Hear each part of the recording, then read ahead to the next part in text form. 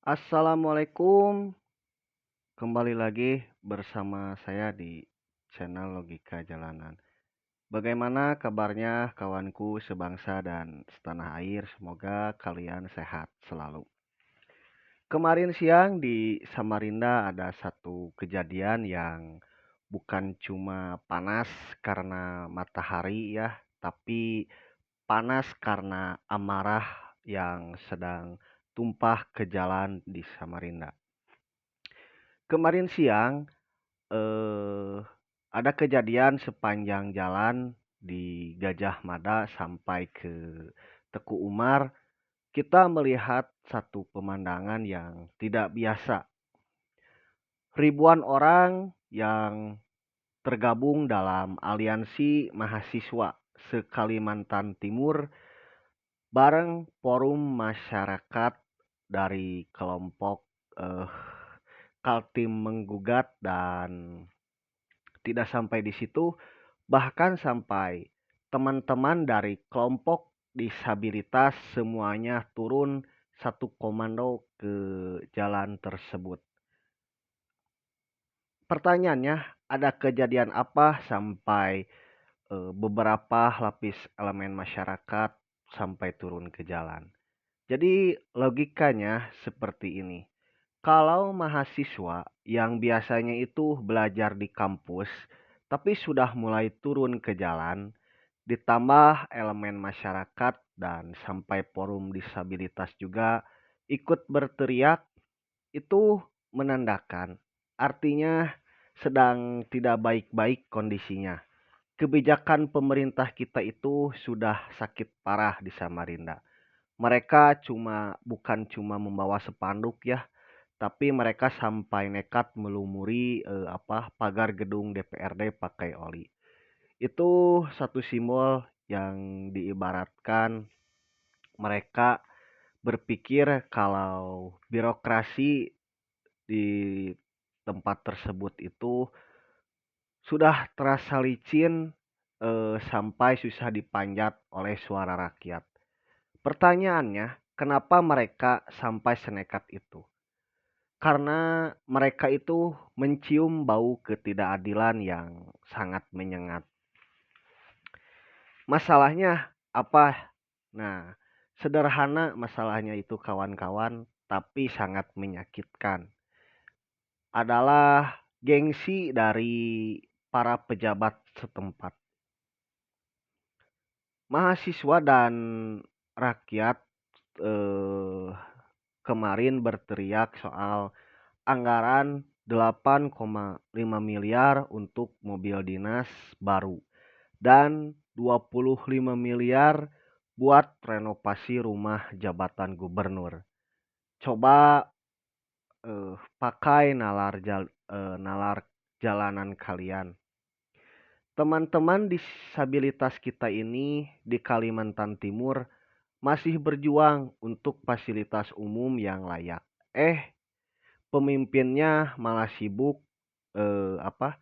memilih merek mobil mewah. Jadi mahasiswa juga kita ikut pusing ya mikir UKT dan masa depan kerja, tapi pejabatnya malah sibuk memikirkan warna cat rumah dinas. Alasannya katanya semua ini demi marwah ya. Marwah karena berlokasi di ibu kota negara yang baru.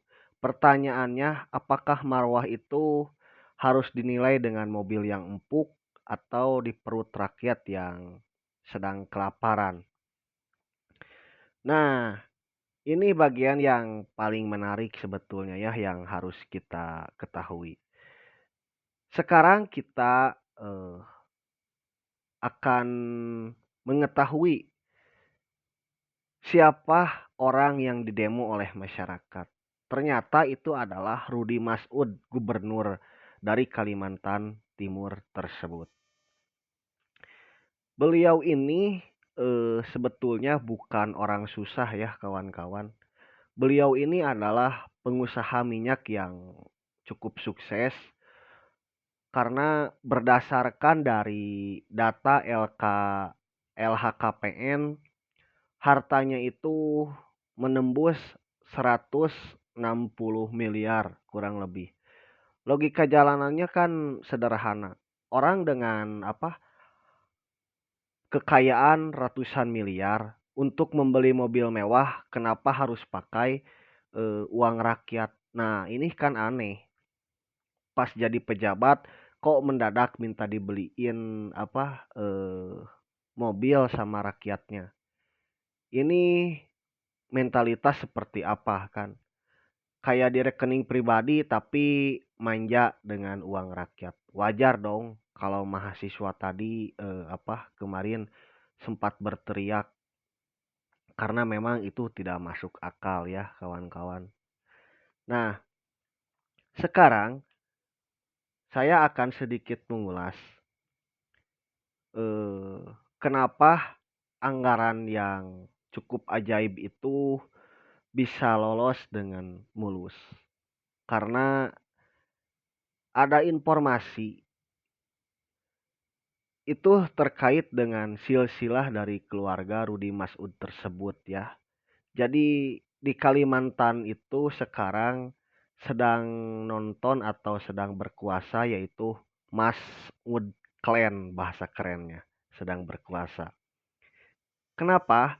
Karena Gubernur Rudi Mas'ud itu ketua DPRD-nya ternyata eh, saudaranya gubernur tersebut. Abang kandungnya sendirilah, yaitu bernama Hasanuddin Mas'ud. Jadi gimana DPRD mau kritis kalau yang mau dikritik itu adanya sendiri? Dan gimana mau nolak ketika gubernur mengajukan anggaran mobil dinas kalau yang minta adik kandungnya sendiri? Dan akhirnya fungsi dari pengawasan itu hilang. Yang ada cuman fungsi iya-iya saja. Jadi di Kaltim ini sekarang sedang dijadikan eh, satu birokrasi dinasti keluarga Mas'ud.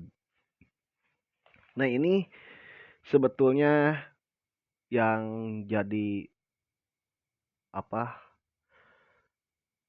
poin pembahasan terakhir dari saya terkait ini adalah yang bikin mahasiswa emosi sampai saling dorong sama aparat adalah dengan alasan marwah IKN. Coba bayangkan, tamu internasional itu datang ke Kalimantan kan mau lihat kemajuan, bukan cuma mau lihat gubernurnya itu pakai mobil apa, mereknya apa, dan harganya berapa. Jadi kalau alasannya itu marwah, justru kan marwah kita itu sedang jatuh.